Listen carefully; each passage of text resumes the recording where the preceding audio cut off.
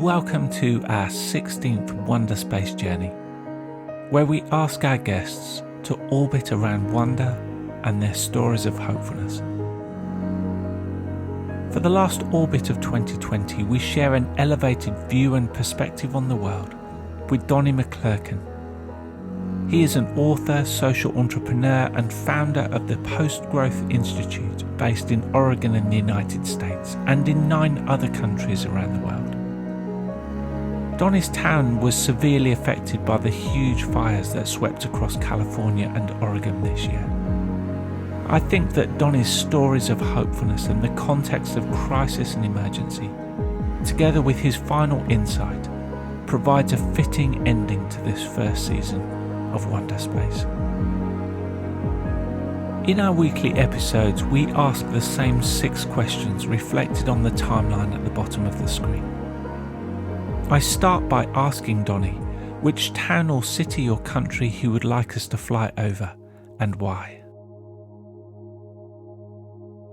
In 2002, I had the chance to spend a couple of months crossing Australia by foot, and I would go back to the Nullarbor Plain. Nullarbor, an Indigenous word for treeless.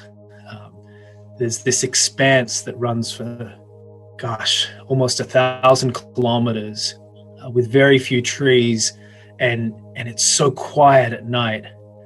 But even though it's this flat, open expanse of salt bush, underneath every bush and within the sand and within the dirt, there's just like life that is teeming. And as you traverse across this seemingly similar landscape for 1,000 kilometers, every 20 or 30 kilometers, you just see these subtle changes in the landscape. And I think it's a really, really special place.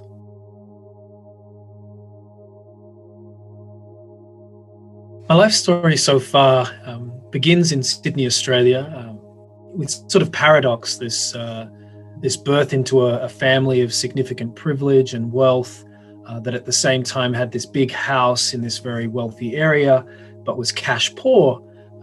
With a father who is socially conservative and a mother socially progressive, and this tension that was always around the dinner table, was in the 2 different family lineages. And every time throughout my schooling, throughout my university studies, this just constant presence of curiosity about why inequality and tension across division was so present in our society and our societies. And so all of these sort of paths steered me towards working with social projects across a range of fields. I guess I've been really lucky to have gained innovative insights from having worked in everything from defense to technology to education to human rights issues to working with the homeless to working in sports to working with young people. And I think having had a chance to work in these different fields, and I've spent time working in Egypt and Kenya and South Korea and Fiji and most recently in the US for the last 8 years, these sort of chances to glimpse different stories have led me to a space where I'm often able to see things from different perspectives.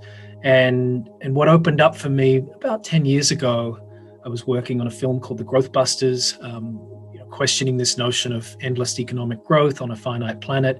I just finished a PhD looking at the global impacts of nanotechnology around the world, with a particular emphasis on, is nanotechnology going to address inequality? And I kept coming to these same conclusions, that our economic system, it has so much underneath it that is great and worth persevering with and worth building on, and yet the fundamental systemic nature is one of accumulation of money, and that this creates problems of debt, and that this is represented in the forms of business that we have operating. And what was really revealing to me about 10 years ago was to discover that there are other forms of business than our traditional for-profits that actually are significant within our economy. These not-for-profit forms of business like consumer cooperatives, government enterprises, foundation-owned businesses, non-profits that run business activities, including businesses like IKEA and the Guardian newspaper and Bosch, the engineering company, and all of the world's credit unions, and discovering these organizations that I had actually been part of in Australia, these non-profits that run business activities or these other forms of not-for-profit enterprise, opened up this whole other world for me where I could get it. I got a glimpse with my colleague, Jennifer Hinton, of a world where money circulated more freely. And as a result, power circulated. And as a result, resources circulated. And that the abundance that we've been able to manufacture that serves a small portion of this world's population could actually be provisioned in service of the greater good in a way that would also allow us to live within ecological limits and in harmony with the other species on this planet. So out of these findings, I helped co-found the Post-Growth Institute, an organization that's looking at how we flourish within ecological limits, with that particular emphasis on the circulation of money, resources, and power. There are so many people excited about an alternative, and what's been missing is, what does that really look like? What's the fundamental operating system? And that's what the Post-Growth Institute is looking at addressing, all the way through to the community level, where we run these offers and needs markets and remind people there is so much richness that we each bring to the table.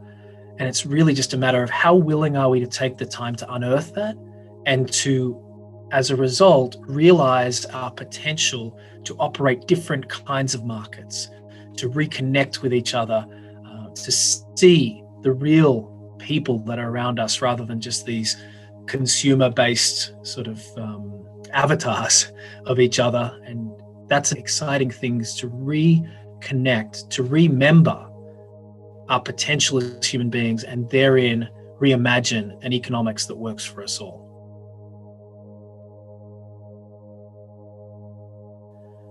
My place of reset and recharge is on my 8,000 pinned Swedish healing mat.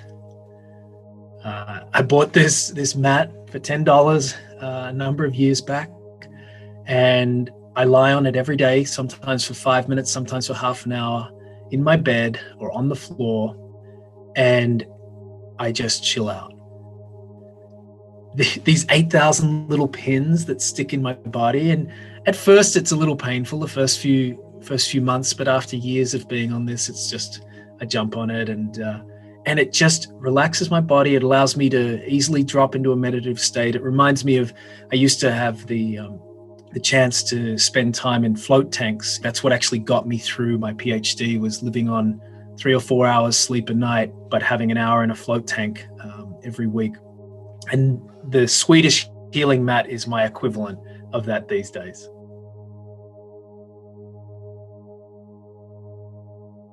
The wonder of the natural world that excites me the most is the abundance of seeds.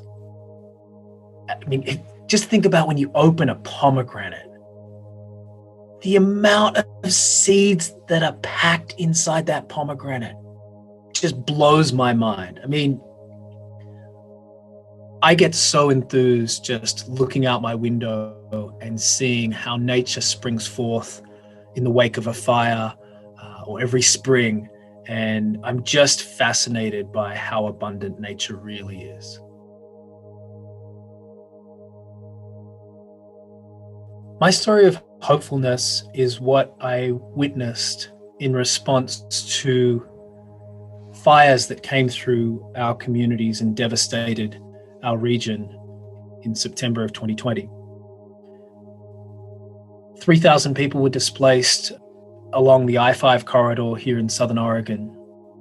And I put out a call on Facebook for people to join me in biking in water and supplies to the neighboring town of Talent, where access was shut off for vehicles to come in.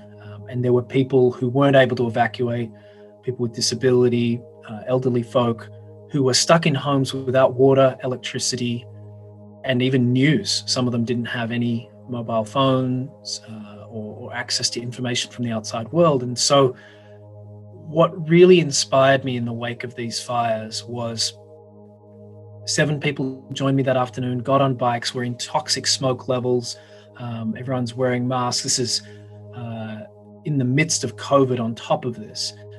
water and other things have been dropped off at this makeshift resource center that was a CrossFit gym that had been reconverted by my friend Lebo Potgieter. And we've got 7 or 8 people show up. We bike into this neighborhood. We find individuals who are really in need and haven't seen anyone for a couple of days and wondering what's happening. I put the call out, can more people join us tomorrow? And over 100 people in my small town, 100 people show up with their bikes, some of them with their kids in the front of the bikes, others with like these long electric bikes. People have already got water strapped on. I'm in the midst of a meeting that I'm chairing up at my place, and Lebo calls me and says, Donnie, you got to get here. They're like, people are ready to go. Like, this is before the time that we'd even said we'd run off. And so I bike down and just see this place teeming with people who just want to respond. It reminded me that we can do it. We can organize together. We just got to work out how we bring people together under these difficult conditions to give them a sense of hope. And what really also was hopeful was the way that it snowballed. But the last thing about this project is what came from that is a commitment to build back better, because the people who were affected were largely Latinx families on the I-5 corridor who were living in mobile home parks where the fire roared through these series of mobile home parks. And lots of folks there didn't own their homes or couldn't get insurance because of US legislation around mobile home parks. And a committed group of people have formed together and said, we are not only going to rebuild, we're going to ensure that the future is filled with these people owning their homes and that the land be put into trust so that we stop the extractive behavior that was happening before this, and we actually emerge with a more equitable, just, and sustainable outcome as a result of these devastating fires.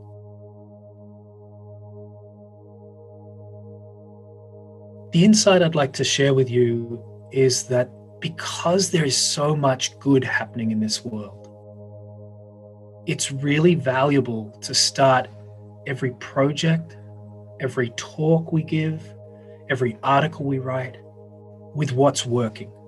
Start with the strengths.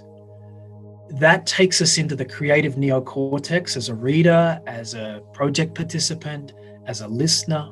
When we start with the strengths, we open up the creative neocortex, which means we can respond in ways that are more creative, rather than the standard approach in the media, in the way that we engage in projects, in the way that we give talks, which is to start with what's wrong. And when we start with what's wrong and start with the problem and then try to fix it, we go into the back part of the brain, which we know is the flight, fight, freeze, and fawn space. So that's my insight. Begin with what's working, and it's actually a gateway to actually uncovering what's not working in a much faster, more efficient way, but also in a more creative, hopeful, inspiring way as well.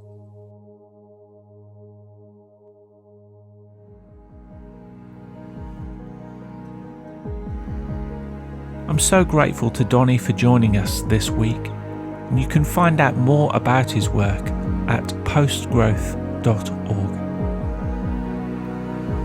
In our first season of creating these Wonderspace editions, it has been such a privilege to welcome 17 amazing people to this virtual window seat 250 miles above Earth.